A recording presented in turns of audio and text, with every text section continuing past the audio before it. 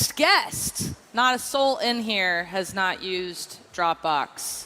Another one of our battlefield companies. Please welcome to the stage Drew Houston from Dropbox and our moderator, Matthew Panzarino. Good work. Fun out there.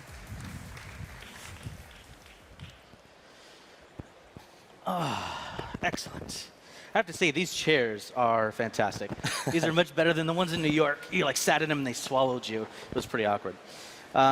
So Dropbox has been criticized recently for kind of a lack of a focused narrative about where it's going and where it's been. And I'm sure you guys have a different idea of that internally, but at least externally, it seems that there's been a little bit of meandering as far as product announcements and that sort of thing. So do you think that's fair, that assessment?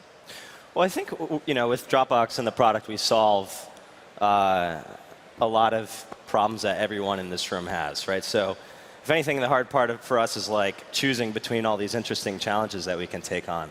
And I think maybe some of the confusion arises from, when we launched here like 7 years ago, or at when it was called TechCrunch 50, company started with this belief that like everybody should have this home in the cloud for their stuff. Like we'd be much better off if our stuff wasn't stuck on our phones and on our computers.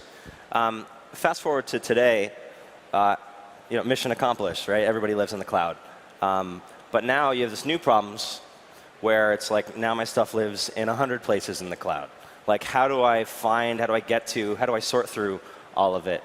And so the direction we've been pulled in most by our customers is they're like, help us work better together. Like someone please make this very complicated world simple. And so we found that now we have 400 million people on the platform, what we're building is really this way for people to collaborate that connects every person, every company, every ecosystem in the world.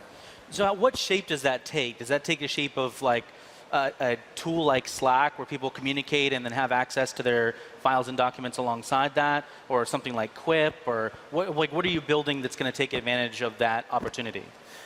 Well, I think the way we think about it is we started by just getting people are putting their most important information in Dropbox.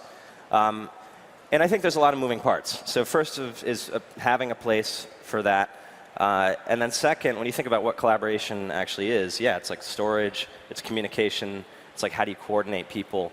And you can see some of that reflected in the product, right? So we've always thinking of like how do we remove friction from all these everyday things that you're doing, and how do we make it easier for you to work with other people. So things like the badge, kind of like cloud enabling Office or the versions of Office people already have on their computer, making it so you can share and eventually comment, communicate from Dropbox, or anytime you're looking at something that you can also see other people. So for sure,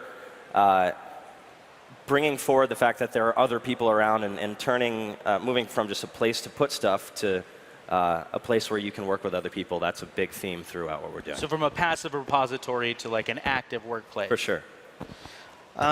Is Dropbox growing at a sustainable rate? Yeah, I mean, like if anything, we're struggling to keep up. It's like we had 500 people in the beginning of last year. We're like 1,500 now. Back then we had 4 offices. Now we have like 11 and growing.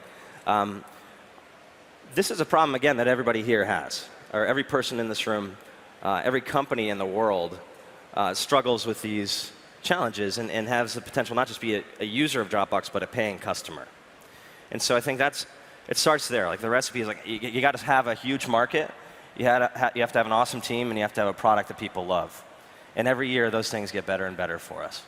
So in terms of growth, when you have strategic conversations internally, do you discuss what would happen if we had an implosion of sorts, which we heard Ron and Topher this morning say that they felt that wasn't the case, that we weren't in a bubble that needed to be popped or implode in some way. But do you talk about what would happen to Dropbox if that happened, if you lost access to easy forward-looking capital in terms of the private markets? I mean, we don't talk that much about the broader market environment because we started in 2007, and that was like sort of the peak of a boom time. And then 2008, the market was down, and it's back up again. I think that's certainly something you have to sort of plan for, things to go well or not well in the markets generally. But for us, whether the economy is good or bad, like people still have these problems. So our focus is more like how do we, we've only, even though we're leading in the space, we've only made a small dent in the problem compared to where we can go. And then we also think about our business model, right? And so since we launched in 2008, or launched publicly at Disrupt in 2008, the business model we chose back then, kind of this freemium approach where you can start using Dropbox for free and then subscribe if you use it a lot, like that's been this incredibly powerful base. And so that's been working and growing since the beginning. And then we've layered on additional businesses as those 400 million people have brought Dropbox into millions of businesses. We found that now companies are buying Dropbox at a faster and faster rate. And this is really the year that larger customers have tipped. So we got like household name companies like Under Armour and News Corp, NBC, all kinds of different larger companies. Okay, so let's talk about the Dropbox for Business thing, since you segued that so nicely for me. How many business customers do you currently have, and how many of those are paying? So we have about 130,000 paying business customers. And that's been growing really quickly. So there's about something like 8 million businesses actively using Dropbox, and maybe they're not sort of backdoor using it. Like well, so I think it depends. In a small company, maybe they can use the free product for a while, or we often see that, and we have this conversation all the time. So a company like, say like a News Corp, like that, they had many thousands of people already using Dropbox in a mix of free and pro accounts before they switched over to Dropbox for Business. And 130,000 is, to put that in context, I think Salesforce has roughly 150,000 paying business customers. So it's like a super scalable and efficient model. And now Salesforce obviously has like really, really, really big customers too, but we're still super early in this. So you mentioned the big customers. So is that kind of your goal right now, to snipe those whales of like, say, hey, we need to convert these people who already have a significant user base using Dropbox inside those companies into paying business customers? Yeah, I mean, I think we just look at it. I mean, it's such a big opportunity. And if anything, our customers have pulled us up into these bigger companies because we could actually, we have a huge market with the other stuff that we're doing. But yeah, we've been spending a lot of time growing our sales team and the channel. We hired an awesome new leader on our new VP of Sales, Thomas Hansen, who helped spearhead the transition that Office was made to the cloud when he was there. And he's working mostly international growth or local too? I mean, there's opportunity everywhere. I'd say it's roughly evenly split, but we have been opening up offices all over the world over the last couple of years.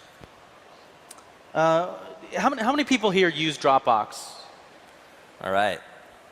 So it seems like the majority. How many of you are actively transfer files in and out of it, like let's say once a month? Okay, a little bit less, but not.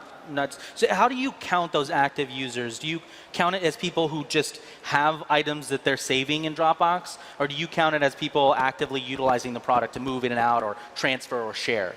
Well, like internally, we do all kinds of segmentation on activity. So yeah, we look at how frequently people are using Dropbox, the different kinds of use cases, what we call single player versus multiplayer use cases. And we really we're really focused on building out, or helping people collaborate in Dropbox. So if you had to characterize your biggest user retention problem at the moment, what would it be? What is the hard bit about keeping people using Dropbox? Well, I don't think it's really, keeping people using Dropbox isn't really a problem. It's really like, of all the things that people use Dropbox for, how do we solve all of those problems in a really big way, or a really good way? And so, because it's both it's a very horizontal product, right? Because people can share photos with Dropbox, they can collaborate in Dropbox. Pretty much anything you have, you can put in there. And so supporting all those different use cases is a really interesting design challenge.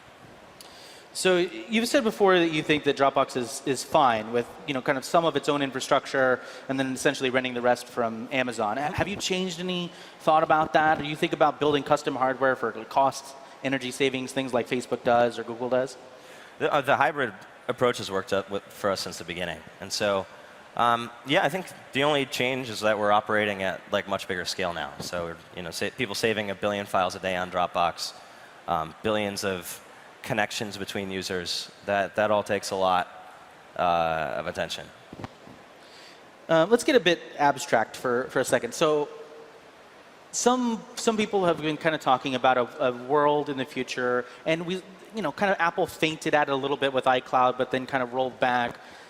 A world in the future where we don't have a file system, where there isn't a folder structure for files, that people just have their assets on demand as needed in context. And this is sort of, like I mentioned Slack earlier, this is sort of like the Slack approach where, if you need a file, it's in context with the conversation you're already having about it. So are you folks working on things and preparing Dropbox for that world where the initial concept, which was strong and still is, just a simple folder that holds all your stuff everywhere you are you preparing for a world where that folder no longer even enters people's consciousness? Well, I think whatever we do, we want to bring the future here faster. And so we think about, all the time, we think about how mobile has changed and really will continue to change all aspects about how we work and live. And I think if you were to start with a blank slate, there's a whole bunch of things that you would design differently. Now, the challenge is, while files might not be the center of the future, or and things like email. Like I hope we're not all shoveling out our inboxes every morning, 5 years from now. The problem is that stuff doesn't go away, right? So, you might have something like Dropbox. You might have a born in the cloud company, even like us. When we use all these new tools and we're using our phones for work, but we still have a fax machine. Right? And you still, every office is like this time capsule of the last 50 years of productivity tools, including paper and phones. And so I think the challenge is not so much what are the awesome new things that we can build, and we have spent a lot of time working on that, but it's how do you tie all this stuff together, right? Because you have all these tools from all these different decades, none of which were designed to work together. How can we get that to a better place? So on the product front, you talk about building things that utilize Dropbox or allow people to collaborate with Dropbox. Let's flip to the other side for just a second. Talk about consumers. So you guys launched Carousel, and then it kind of fizzled out. What happened there? Well, I mean, people love using Carousel. Obviously, we'd like it to have 1 billion users. It still has, a way to go, but it's early. All these problems are big problems, and and we go after them because they're hard and they're important.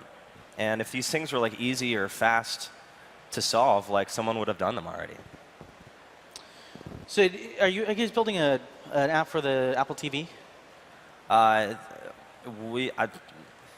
sure that's something we'll look at that. I mean, you have to start with what's the problem that people have, and so for sure. I mean, there's all kinds of things you could do with photos and other things. Right. Okay.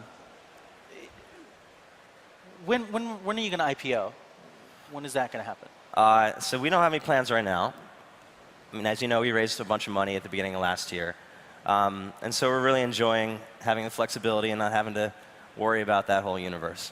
How people are going to react to every little thing you do. Yeah, I mean, we've been heads down for the last several months, just recruiting and building and thinking about our next generation of products. So it's nice to be able to focus just on that. So you've done this period of kind of inward-looking expansion and things like that. So what's next? How are you going to take that and pay that off?